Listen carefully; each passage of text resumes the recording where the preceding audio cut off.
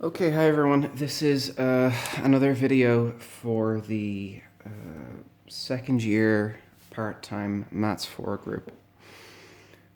It's been a little while since I posted a video for that group, but viewership was very low.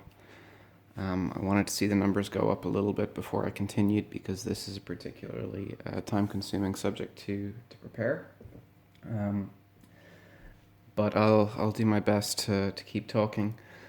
So the first thing here that I'd like to mention is that we finished up the last videos by looking at Laplace transforms, which is this section here, Laplace transforms, and we talked about a list of standard transforms, which are right here. If I take a constant a, I get a over s. These are functions in t. These are the Laplace transforms. If I have e to the at, I get 1 over s minus a, and so on. I said that you can just take these as standard given transforms. I'm happy with that. Okay, and these are standard transforms that you can refer to the same way that you can refer to standard derivatives in tables and things like that. We have our first shift theorem, which tells us that if we have the function f of t, and we take its Laplace transform when it's multiplied by e to the minus at, then all we do is shift the argument. Okay, so let's continue here. So we talked about Laplace transforms, which was taking something from the time domain into the frequency domain. And the question is, well, how do we move back again? And it's very simple. If I want a Laplace transform, I move from this side over to this side. If I want to move back again, then I move from this side to this side. Okay, and that's really not all that bad. Okay, so for an example here, so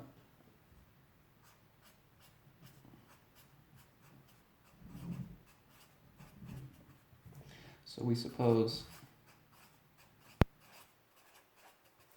that fs is equal to 2 over s squared plus 4. What I want to do here is find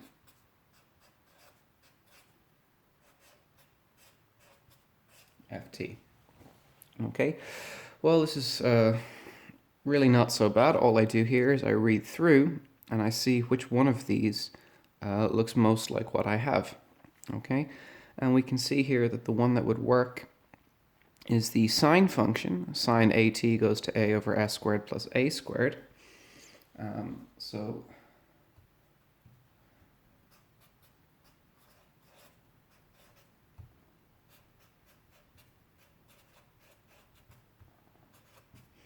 we have that f of t would have to be what? It would have to be equal to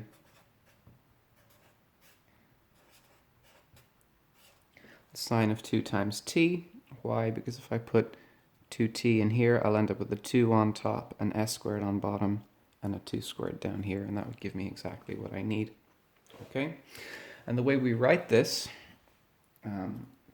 is that f of t is, before we had L, now we put the power minus 1 on it to say that it's an inverse. And then we would put the argument in here, 2 s squared plus 4. Okay, so that's our first example of an inverse Laplace transform. And remember, this standard list of tables here is all I really need to know. Okay. So we have an example here, which is a bit more complicated. Okay, and it's something we need to be able to do because we're not always going to get things which end up in this easy format. Okay, and this goes back to something we talked about extensively earlier in the module, which was the idea of partial fractions. Oh, that's a shame. I thought I had mine.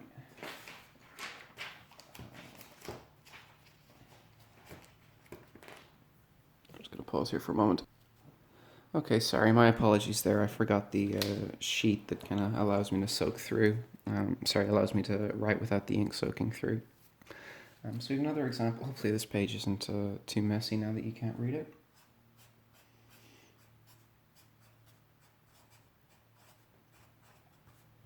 So we have another example here. It says that we have Fs is what? We have 3s plus 1,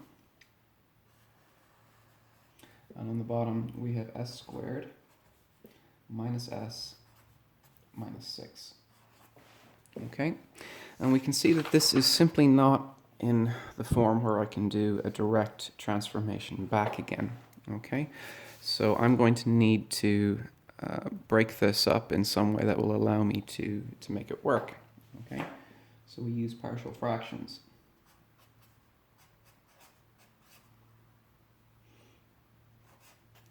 So we want f of t, which is the inverse Laplace transform of fs. Okay, so the first thing I need to do is use partial fractions.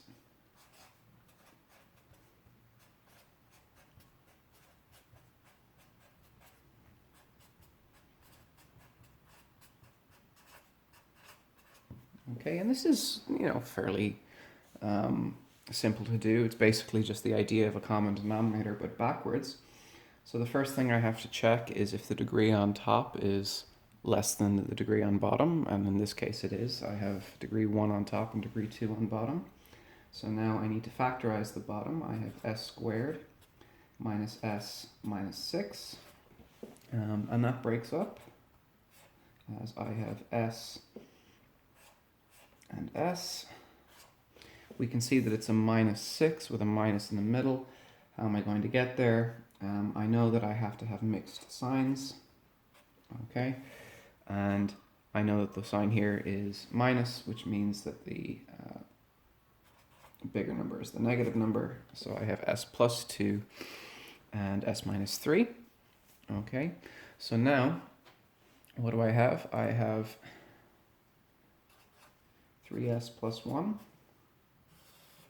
over s squared minus s minus 6 is going to be 3s plus 1 over s plus 2 and s minus 3, okay, which is going to be a number a over some factor. I've just noticed here in the notes that they've used the s minus 3 first, so I'm going to use that one first. Of course, it doesn't matter. And we'll put b over s minus 2. Sorry, s plus 2. Okay, and of course, immediately after I do this, after I do the split, I undo the split, and I have a times s plus 2 plus b times s minus 3, and then I have the number on the bottom. Of course, I have s plus 2 by s minus 3. Okay, so now I can go and solve. Okay,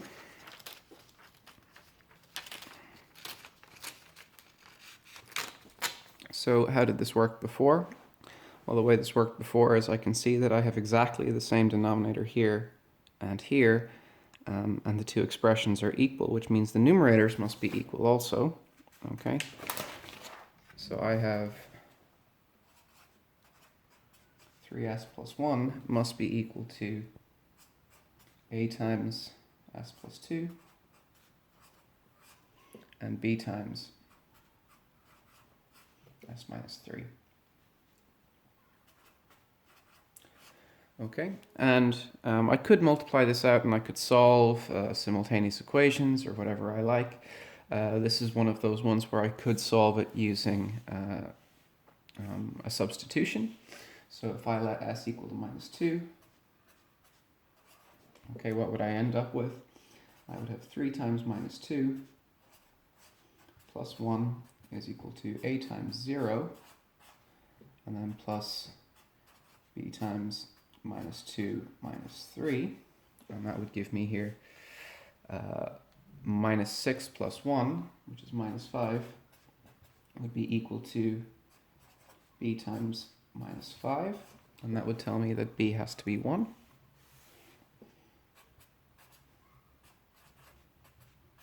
Okay, and then I can do the same trick substituting in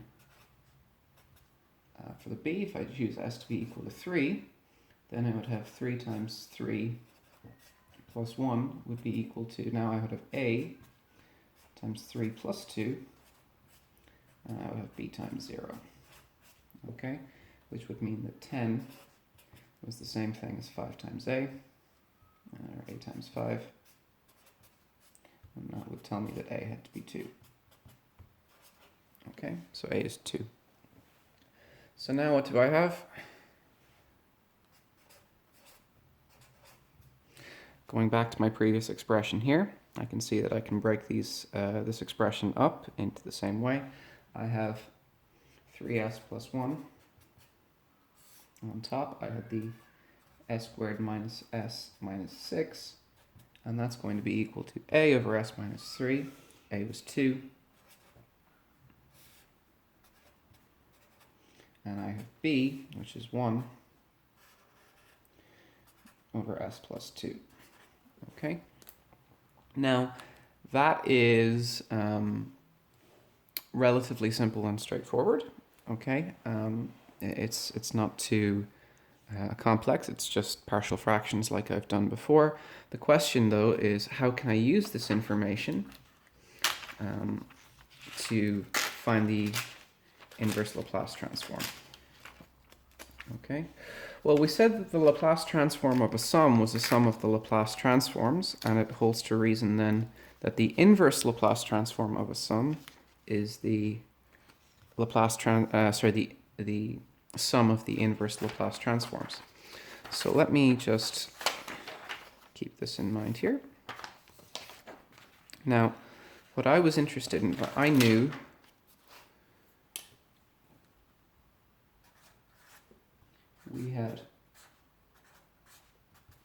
we had fs was 3s plus 1 over s squared minus s minus 6, and that has to be equal to 2 over s minus 3 plus 1 over s plus 2. So now the inverse Laplace transform, okay, which is going to give me f of t, that needs to be the inverse Laplace transform of f of s,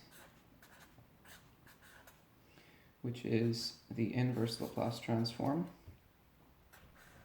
of the function I've got here, 3s plus 1 over s squared minus s minus 6. But of course I've just used partial fractions, and now I can break this up into 2s minus 3 plus 1 over s plus 2 on bottom. And now I just break it up into the sum of the Laplace transforms. Inverse Laplace transforms. So now I have the inverse Laplace transform for 2 over s minus 3. And I have the inverse Laplace transform for 1 over s plus 2. Like that. Okay. And now I can go to my table and see what it looks like I have here. Okay, and if I look at both of these, we can see that I have a power of 1 for s on the bottom of each of these.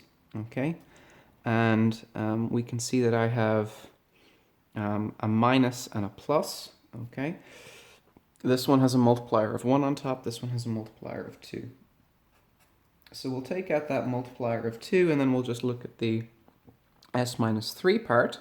Okay, well, s minus 3 would come from e to the 3t according to this table here. So that would be e to the 3t. That's my first term. And then my second term here, I have the Laplace transform for 1 over s plus 2. S plus 2 would be s minus a, where a is minus 2. So this would be plus e to the minus 2. t. Okay, so that's the inverse Laplace transform, and that's my answer. Okay, so I'll underline that just to make that clear. Okay. There's another example here using partial fractions, which I'll do so that we get a little bit of practice with this. Okay.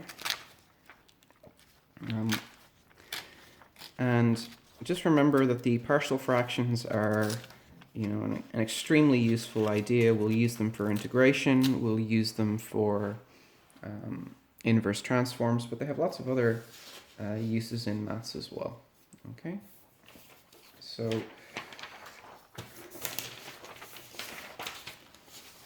and I just want to keep this standard list of transforms in view for you all of the time, so you can remember that all I'm doing is just moving back and forth across this table. Okay. So we have another example here.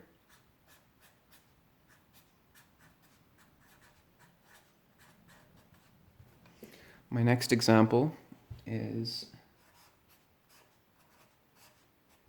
fs is equal to 5s plus 1, and I have s squared minus s minus 12. Okay, I need to use partial fractions. Okay, so the first thing to notice is that 5s plus 1 over s squared minus s minus 12. If I want to use partial fractions, I need the degree of the denominator to be larger than the degree of the numerator. Of course, I know that that's going to work here because I have degree 2 on bottom and I have degree 1 on top. So I can break this up. I'm still going to have 5s plus 1. And underneath, I'm going to break this up. I know I have s multiplying something with an s in it. I can see that I have mixed signs. Okay, why? Because I have a minus here. So this is minus and plus. The numbers give me 12. The bigger one, they multiply to give 12. Minus 12 had to give minus 1. So that's 4 and 3. Okay. And of course, once I've done the split, I can now say that this has to be a over s minus 4 plus b over s plus 3. And of course, once I do the split, I immediately undo the split. And now I have here, this s minus 4 gets multiplied by an s plus 3, so that means the a has to get multiplied by an s plus 3. Okay. Okay. So now I have s minus 4. Here I have s plus 3 gets multiplied by s minus 4. S plus 3 gets multiplied by s minus 4, so that means the b must also get multiplied by the s minus 4. Like that. Okay. Now, look at my expression. I have the same denominator on top, and the same denominator here as I have here. The expressions are equal, which means the numerators must be equal. What do I have? I have 5s plus 1 must be equal to a times s plus 3 plus b times s minus 4. Okay. Multiple ways I could do this. I could multiply everything out and do my simultaneous equations, no problem with that. Or I can do my substitutions or choosing values. So I'm going to choose s to be minus 3. What would that give me? That would be 5 times minus 3 plus 1 would have to be equal to a times 0. And now I would have b times minus 3 minus 4. 5 times minus 3 is minus 15. Plus 1 makes minus 14. Would have to be equal to b times minus 7. And that tells me that b has to be 2. Okay, b is 2.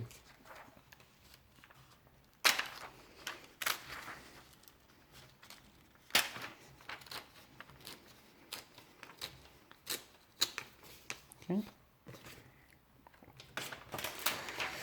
Okay, so that's choosing s to be minus 3. If I choose s to be positive 4, okay, then what do I have? I would have 5 times 4. Okay, 5 times 4 plus 1. Okay, it's now going to be equal to, and I have a by 4 plus 3. Okay, and now I'm going to have b times 0. Okay, so I've killed the b part. Okay, and now this tells me that 21 has to be the same thing as a times 7. And of course that means that a must be 3.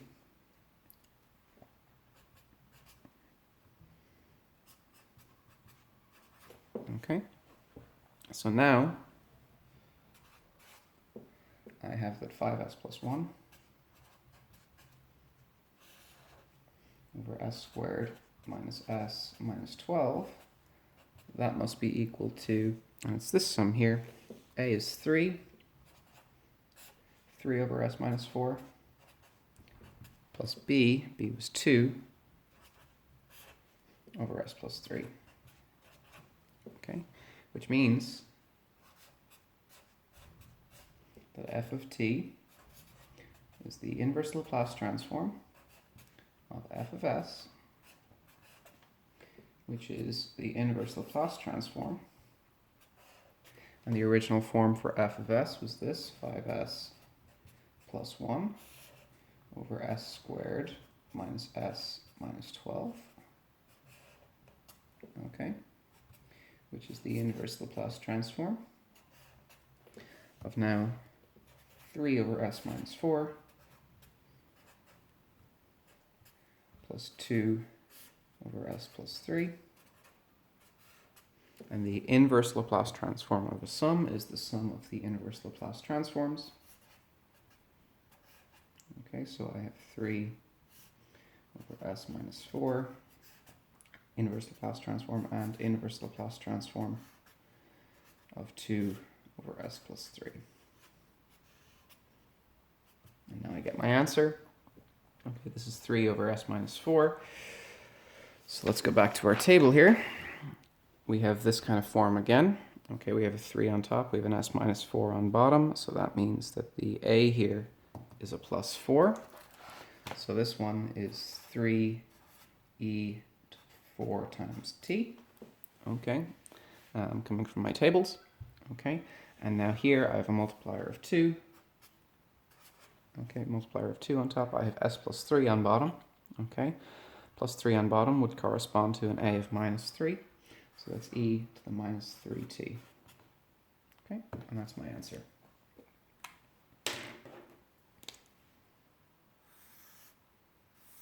Okay, so that's my first 2 examples there with partial fractions for inverse Laplace transforms. It's, you know, if you can do inverse Laplace transforms, you'll be able to do the next thing, which is solving differential equations. And I'll talk about what we can and can't do in this module in a little while. Okay, so